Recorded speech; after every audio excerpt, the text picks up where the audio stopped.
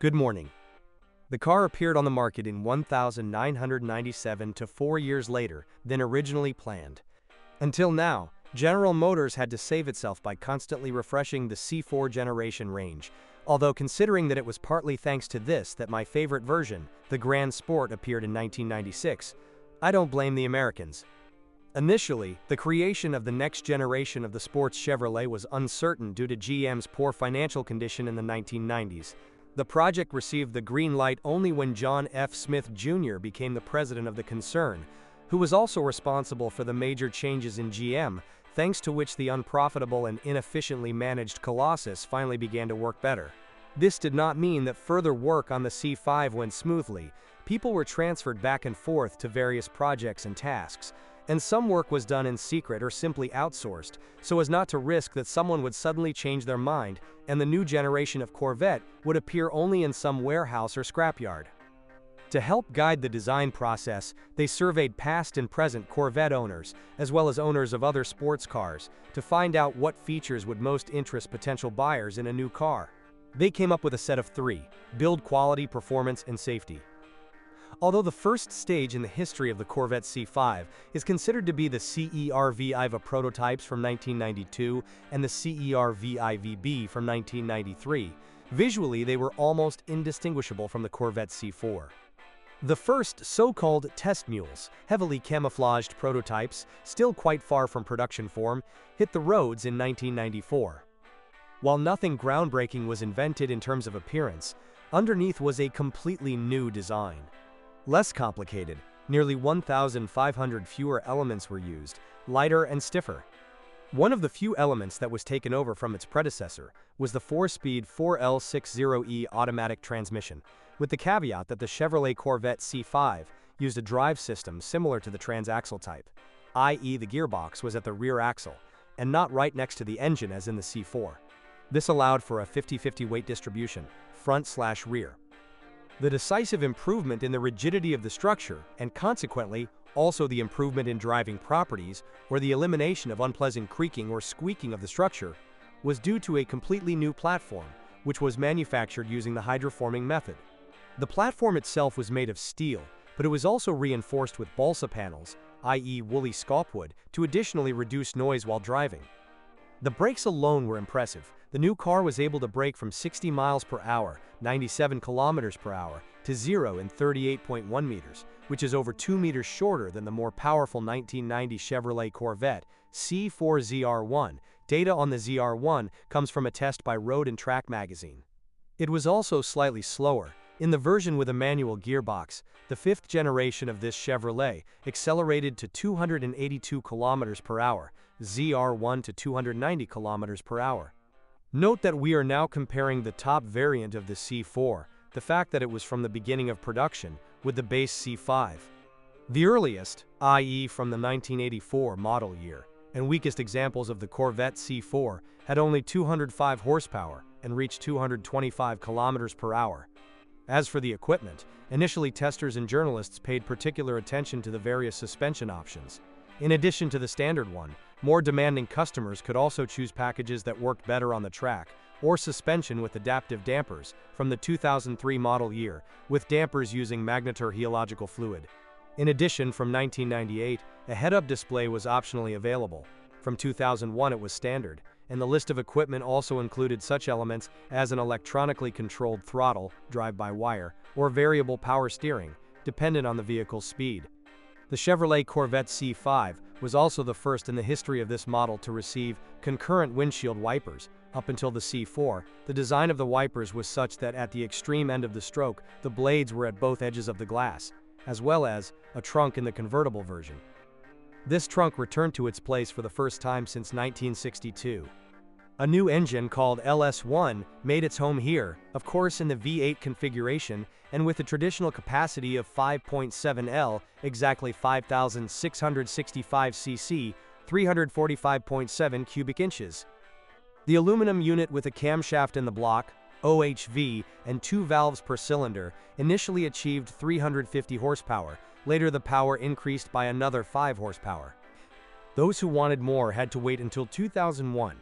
The light of day saw the Z06 version with the LS6 engine. a development of the LS1. Among other things, the intake and exhaust manifold were changed. The compression ratio was increased from 10.2 to 10.5. 1.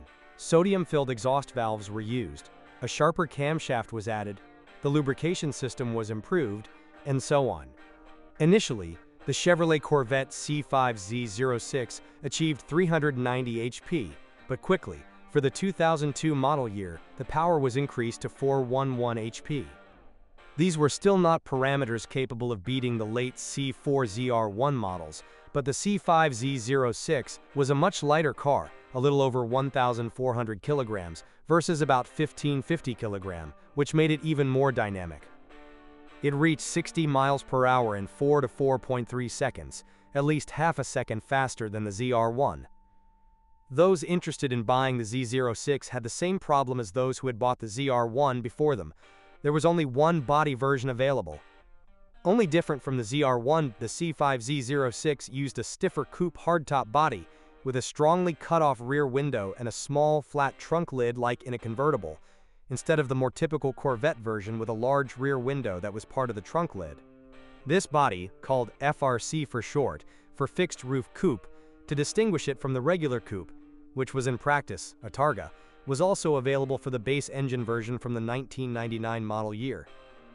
It's about all those lists and lists where cars with pop-up headlights are listed.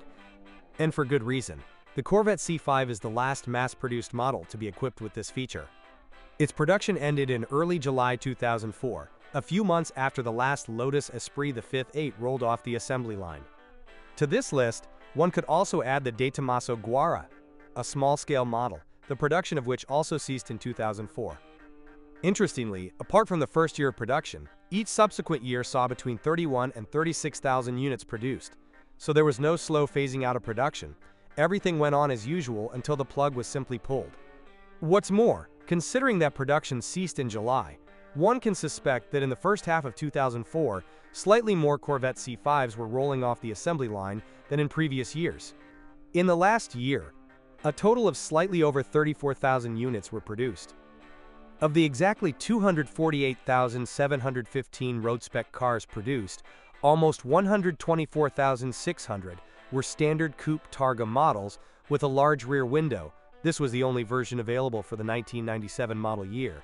89,600 were convertibles, and 34,500 were Z06 hardtops. After years, the C5 has been receiving mostly positive reviews. First of all, the drive system is praised, provided that it is properly serviced, and provided that you buy a well-maintained, thoroughly checked model. Until 2002, standard versions had a problem with excessive oil consumption. Then the manufacturer improved the piston rings.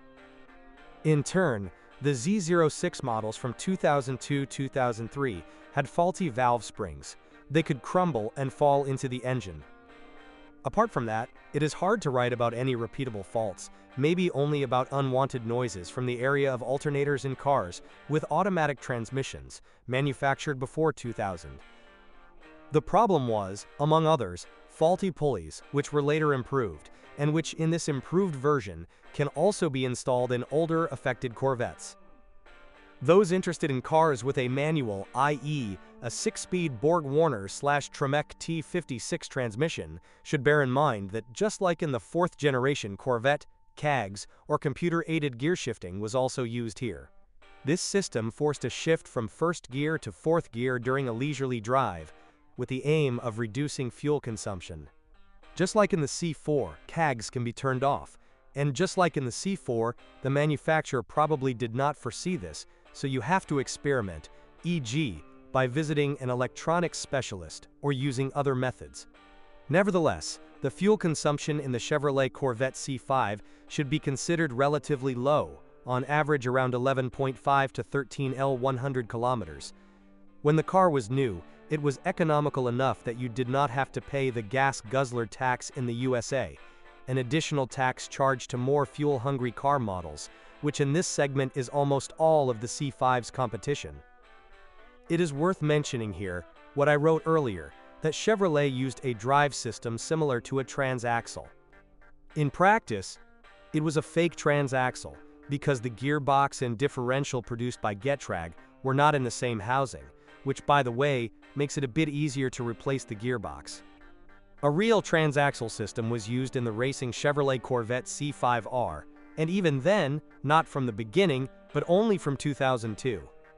The most serious problem that can be encountered is the steering wheel locking.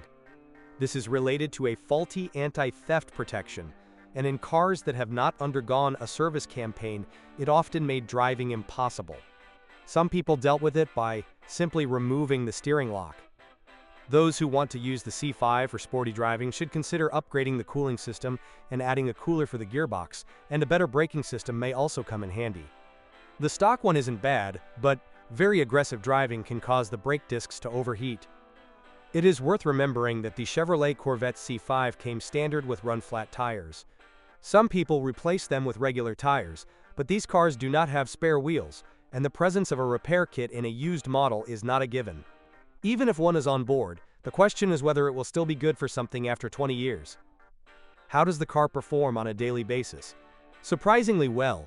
In addition to relatively low fuel consumption, we also have quite easy handling, and the impression that this is still a good, modern car. The fourth generation with a more classic design handles much worse, and its age is more noticeable. The C5 can be considered as an alternative to, for example, the Porsche 911, if someone does not like the German vision of a car from this segment. In the event of worse weather and road conditions, caution is required. After all, we are talking about a powerful car with rear-wheel drive even by today's standards. There is no need to worry about rust on the bodywork. The panels are made of SMC sheet molding composite, which is a polyester reinforced with glass fiber. Corrosion causes problems mainly in electrical connections. If the vehicle's electrical equipment is faulty or not working at all, or if the car's computer throws strange fault codes, you can start by checking the electrical connections, remembering about the ground wire. Apart from that, it's mostly the little things that break down, not necessarily cheap to repair, but little things, e.g. displays or buttons. A fairly common fault is the failure of the headlight opening mechanism. Most other problems, such as damaged parts of the front bumper or chassis, usually indicate negligent use of the vehicle and may be a sign that the given model may not be worth buying. In Germany, the offer is of course much richer. On mobile.de alone, there are 60 cars waiting for customers, the cheapest for just 12,000 euros. It may not look like a showroom, but it is not a tragedy either. There are about 10 cars below the barrier of 20,000 euros. The most expensive examples are in the range of 40 to 45,000 euros, but there are not too many of them. Most owners ask for amounts not exceeding 30,000 euros for their cars, and you can easily find some worthy examples here. There are not many Z06, those that are available cost from 23.7 to 38,000 euros. When writing about an American machine, it is impossible not to look at how prices are shaping up overseas. For this purpose, we will use the auction service bringatrailer.com. A brief analysis of the chart posted on BAT allows us to notice that around the beginning of 2021, average transaction prices for Corvette C5s increased. Previously, it was difficult to find any copy that would reach $30,000 during an auction. In 2021, amounts of this order are standard, although mainly for limited models and the Z06 version. You can still buy cars for less than $20,000 without much trouble. The upper limit of normal prices is around $40 minus $45,000. In fact, there are no cars that stand out much in terms of price. The only exceptions are perfectly preserved limited editions, with no mileage and hideous eyesores that are supposed to resemble the first-generation Corvette. The price situation is therefore very similar to Germany, except that we have more cars to choose from, plus additional costs for importing and adapting to European regulations. Furious Idle. The car's disadvantage here is mainly the quite large number of units produced, and what I wrote earlier. Currently, few people are interested in the Corvette C5 on our side of the Great Pond. I would expect that the prices of the regular versions will not fall, but I would not expect any significant increase in the near future, if any at all, unless caused by inflation, which is not such bad news. You can buy a car with realistic mileage and in good condition, use it regularly, and the value should remain at a similar level. However, it is worth avoiding the trap that many owners of older models fall into. Extremely many cars are visually modified in some way, not always in good taste or with the use of good quality parts. And the rims from the C6 generation, although nice in themselves, take away a bit of the C5's atmosphere, especially the early models on the characteristic rims with wide spokes. The fact remains, however, that it is difficult to find close competition for this car. Of course, the sports car market of these years is full of other front-engine coupes, but if we narrow our search to the United States, and this is one of the factors in favor of buying a car for many people, then apart from the Chevrolet, the only other available option is basically the Dodge Viper. And a used Viper is such a crazy choice that not everyone will consider it, especially with the colossal fuel consumption of the 8-liter engine and generally worse adaptation to everyday use. So go out and buy. If depreciation is really the most important issue for you, then go for the Z06 in yellow, black, or red. These cars have the best chance of potential future appreciation if they haven't already. Skip the white ones. And if you know of any common errors, your comments are welcome.